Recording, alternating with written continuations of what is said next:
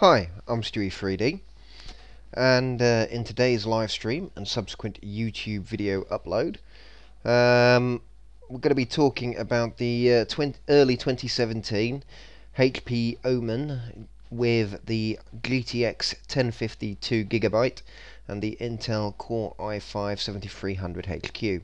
Mine is the 15-AX202NA. This is basically just a 6-month update on what it's been like to live with it. I wasn't going to do a 6-month update, mainly because HP have decided to completely discontinue the laptop in favour of those new ugly jet fighter looking things, which are a lot more expensive.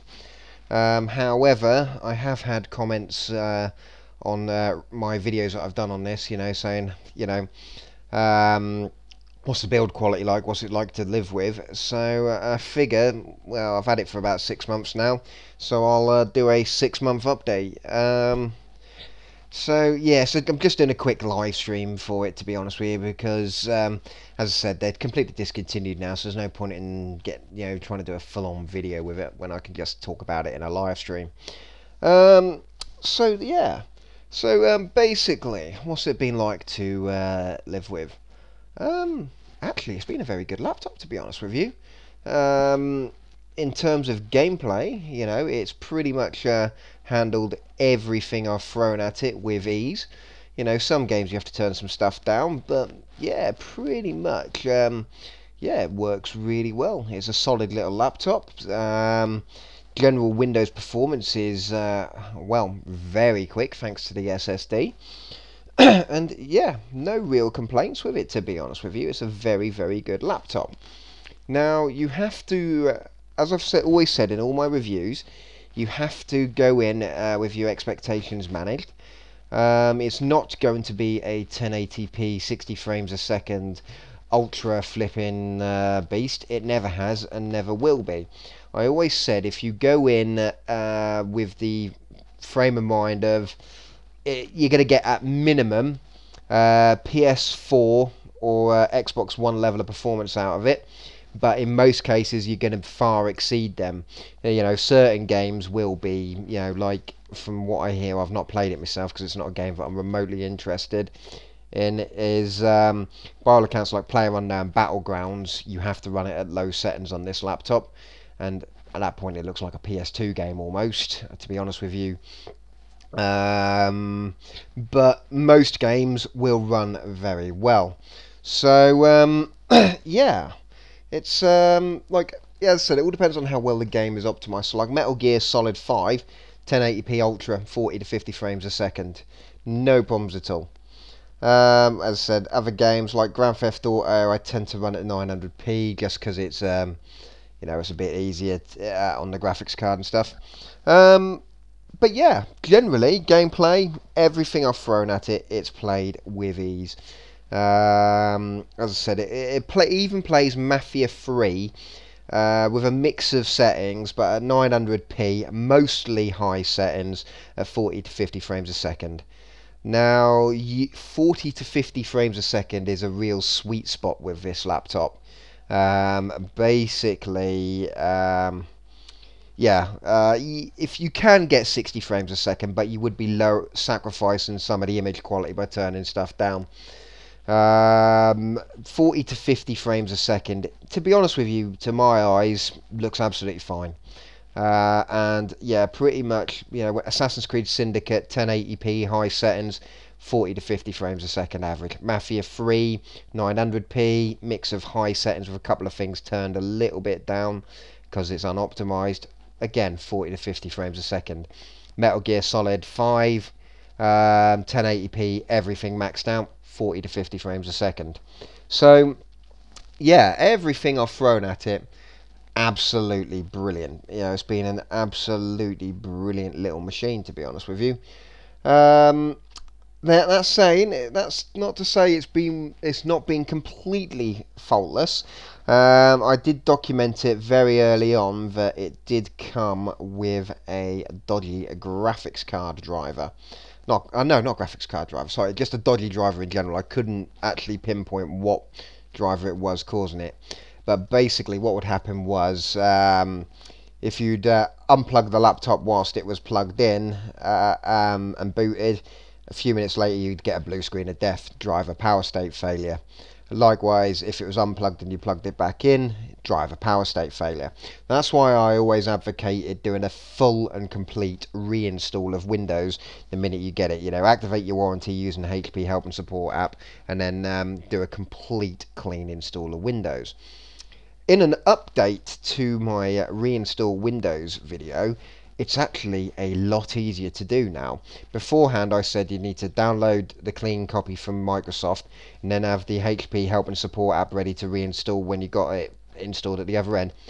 Don't even have to do that now. Now just get a USB stick, download the Windows 10 Creators Update onto it, basically format the system, reinstall it, and then when the system loads back up, you log into your Wi-Fi, and depending on the speed of your internet connection, 20 minutes later, every driver is downloaded. The Synaptics touchpad driver, even the HP accelerometer to prevent the hard drive getting damaged if you were to drop it. Even that gets installed by default from Windows Update now, and that was one program I had to actually install manually the first time I did it. So yeah, reinstalling Windows on this laptop now is very, very easy. And if you have managed to get hold of one of these brand new and it still has that driver issue, then yeah, reinstall Windows. To be honest with you, since I reinstalled Windows, not looked back, been absolutely perfect.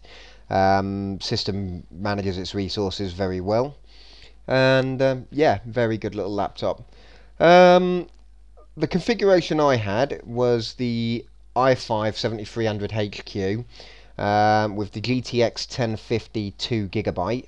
It had 8 gigs of RAM, 128 gig SATA storage SSD connected via the M2 slot, and it also then had a 1TB 7200 RPM hard drive. I have since upgraded the RAM to 12 gigabytes, which I'm not going to say was easy, but wasn't particularly hard either. But it's not for the faint of hearted, because getting the bottom of this off this laptop is a bit of a fiddle. You have to take all the screws out and then get a credit card in and slide it around and unclip it, and if you're not careful you will put a slight crack in it, like I did. Basically I've got a slight crack around the SD card reader. To be honest with you, it's so slight you don't even notice it. You'd have to be actively looking to see where I've cracked the case. But just to be aware, if you were to upgrade this, yeah, it is a bit of a ball ache. However, once that bottom is off, both RAM slots can be upgraded. Now HP officially state only 16 gigabytes of RAM maximum, although the processor and the chipset can support 32. So unless there's a limitation in the BIOS, I don't see why 32 wouldn't work. However, to be honest with you, the rest of the components don't deserve 32 gig of RAM. The rest of the components would limit 32 gig of RAM. 16 gig really is the sweet spot. I personally run 12 and it's been absolutely fantastic. 8 is good, and as I said, most games will run perfectly on the 8, but as I stream a lot as well, just having that extra 4 gig of RAM by jumping it up to 12 has made streaming a lot better, and I can just have like a few apps running in the background whilst I'm gaming. On that note, the i5, I have pushed it to its limit. Some games will run with that processor pinned at 100%. Now, that also makes streaming a bit difficult. However, OBS has a setting so you can set that to high processor priority, which actually sorts that out, and the streams work absolutely perfect. But the good thing is you can use the hardware encoder on it as well, so that also reduces processor load for streaming. So that's what I do. I tend to use the QuickSync encoder, which is the Intel graphics card, and then basically what I then do is I have the Intel graphics card do the encoding for the stream, and as you can see, I'm streaming now and I'm using a mere 6.5% processor, if you can see at the bottom corner there. So yeah, but you will have to set things if you are playing a game like Grand Theft Auto, Mafia 3, Assassin's Creed Syndicate. They will 100% your processor. So things like OBS, you have to set the high process priority. And as I discovered last night with Discord, I was trying to chat with Sidewinder Snake whilst playing GTA Online and was wondering why the audio was dropping out. It wasn't until I spoke to Scazius after the stream that he said, your processor was probably getting pinned. So next time when I do the stream with Sidewinder Snake, I'll just have to manually set Discord to high processor priority, and that should solve it, to be honest with you. But realistically, if you are streaming and doing other things at the same time as gaming, you will want the i7 because of those hyper-threaded cores. At the moment, most games won't take advantage of the hyper-threading cores. So basically, those hyper-threads can then be used to run, say, OBS in the background and Discord and everything else you need to run in the background to have a full boss streaming setup. So yeah, that's the only thing I'd have to say about that is the i5 is good, but only if you are gaming only. If you try to do too much with it at once, you will start to see things slowing down and struggling with it. So yeah, I think the next one I do get when I do go to upgrade this in a couple of years' time, I will look for an i7. I got the i5 because at the time I didn't really get streaming. I didn't get the whole idea behind it. I never wasn't really interested in it. Now I stream anyway, and I really enjoy streaming. So I finally understand the whole culture behind streaming now that I do it myself. And actually, yeah, the next laptop I get, I will probably get one with an i7, just so I can have better quality streams, more stuff open, and have a more professional style setup. Yeah, in terms of build quality, to be honest with you, it's a bit grubby looking. I've not bothered really cleaning it. But there's no real scratches or dents or cracks apart from the one where I opened it up and accidentally cracked it around the SD card slot. Otherwise, generally, it's pretty much in mint condition.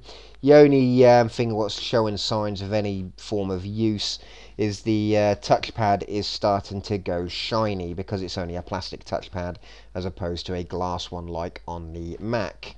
So the plastic surface is basically, it's got like this rough texture around the outside, and then right in the middle where my finger would normally be using, yeah, it's bright and shiny. So that is realistically the only thing that's really showing any form of age on this laptop. Otherwise, apart from the self-inflicted damage on the SD card slot when I dismantled it, no, it's absolutely fine. Nothing that can't be cleaned up with some wipes or whatever. And yeah, that being said though, in all honesty, this laptop doesn't get moved out of the house. It goes up. I move it around the house a lot. I'll happily take it into the kitchen, upstairs, downstairs, whatever. But it's only been out of the house a couple of times to a mate's house, and that's it really. So I'm not the sort of person who lobs it in a backpack and takes it about with me. So I can't really comment on the durability of it that way, I'm afraid. However, it's quite a sturdy little laptop. Other laptops gets piled on top of it whilst it's sitting there not doing anything, and it's never really had an issue. So I wouldn't imagine, unless you were the sort of person who shoves it in a bag and then throws your bag about, I'd imagine that it won't cause any real problems. What else was I going to say about it, to be honest with you? Speakers, speaker quality on it is okay. I use the speakers for gaming all the time, pretty much. I run them at about 40 out of 100% volume, and there you go. 40 is my sweet spot on these speakers. You have to use the Bang & Olufsen stuff, but that gets installed by default anyway when Windows downloads the Realtek driver. The Bang & Olufsen stuff gets downloaded anyway. But basically, without the Bang & Olufsen, the speakers do sound very weak. I would recommend using the movie mode on the Bang & Olufsen because it just makes the speakers sound just right for gaming and stuff. So yeah, and it's got actually remarkably fairly decent stereo separation as well. So if you'd like in certain games like Metal Gear Solid, if there's a helicopter about, you can actually almost just about hear where it's coming from, which is pretty decent, to be honest with you. That being said, though, if you do crank them up to the absolute maximum, they do start to crackle. Not too bad, they're not blown or anything, but you will hear them struggle. But you, as I said, you could tweak the Bang & Olufsen. I've not. I've literally just stuck it on movie and done with it. The array microphone is pretty decent. The noise cancelling does have a bit of a mind of its own, but you can turn that off. But then if you do, it will pick up the fan noise and everything else.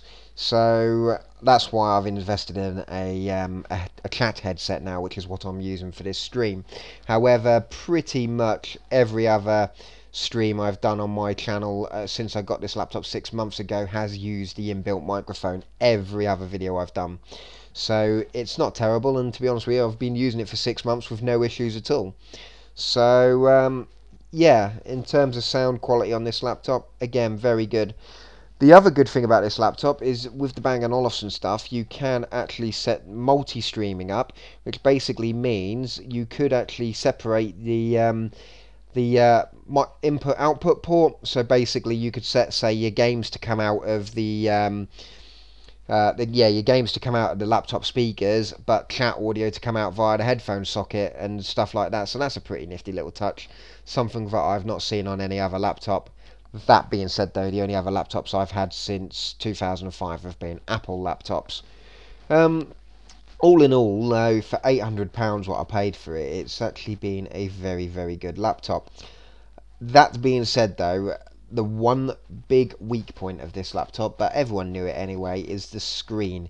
Now, it's not terrible. It's actually, once I calibrate the screen, it's actually not too bad at all. However, it's not the brightest screen in the world, and quite often you'll have it at 100% brightness, and if the sun is shining in through the window, it can get a little difficult to read. It's not terrible though. And it's a non-reflective screen, so the MacBook, whilst it's a lot brighter, the MacBook will reflect the sun right back into your eyes, whereas the Omen doesn't. It's a non-reflective screen. However, it's, as I said, it can be. I do find that I put the brightness at 100%, and then in the games I have to then turn the brightness in the games up to about 7 or 8 as well. So you do have to tweak the brightness because the screen isn't the brightest in the world.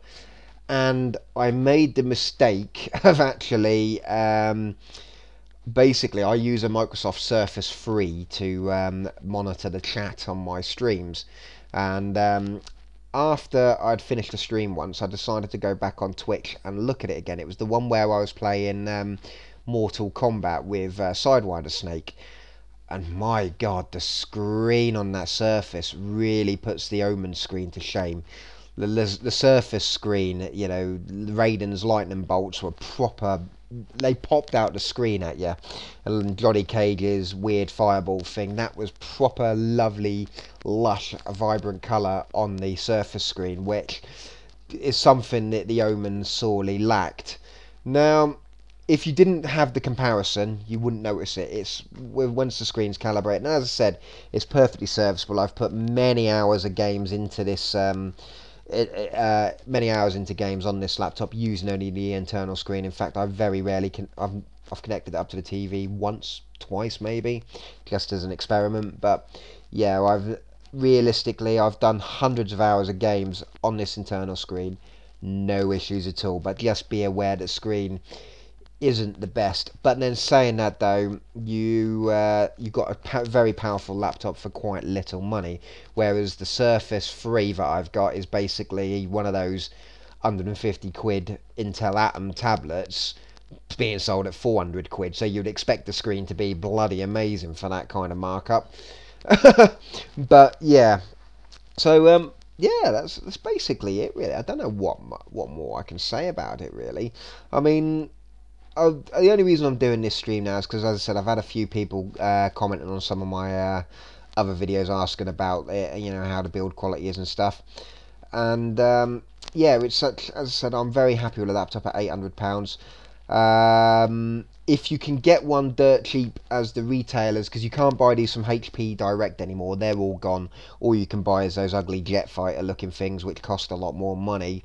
If you can get one of these dirt cheap from say Argos or whichever your local retail is, what might be selling one of these older 2017 models, then yes, I would go for it. Especially if you can get a good markdown on it, especially as it's now well discontinued tech. You might be able to get a decent bargain with it.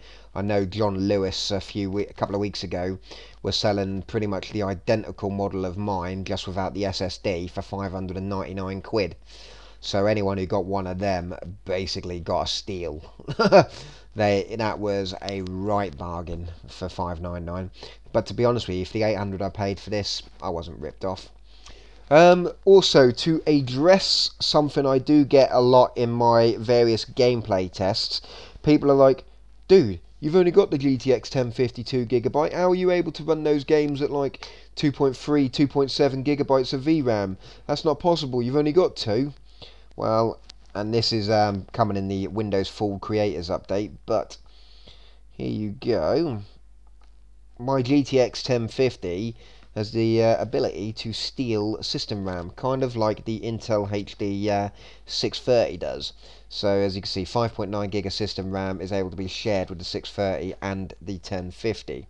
So basically I have 2 gigabytes of dedicated GPU memory there, and then basically it can then borrow another 5.9 to give me a total of 7.9. That being said, I wouldn't run any games above really 2.5, 2.7 gig of VRAM, because you will end up getting some weird micro stuttering issues, because let's face it, the system RAM isn't going to be as fast as the GDDR5, but you can run this over you can run it over the VRAM limit without any issues, purely because yeah, it has the ability to steal system RAM, kind of like the Intel one does. So hopefully, and I have said this in other various tests before, but that's how it does it. But hopefully this puts it to bed once and for all. You can actually see the numbers there. So yeah, that's about it really. If you got any questions about the laptop or whatnot, leave them in the comments below. And yeah, that's about it really. I don't think I'm going to do another update or review on this laptop, to be honest with you, because I've said that all that's going to be said about it, to be honest with you. And at the end of the day, they're discontinued now, so I pretty much imagine the viewership on all the older videos is going to drop off the planet, because let's face it, nobody's going to be interested in an older laptop anymore, unless maybe they're being, yeah, you can find them on eBay refurbished dirt cheap or something.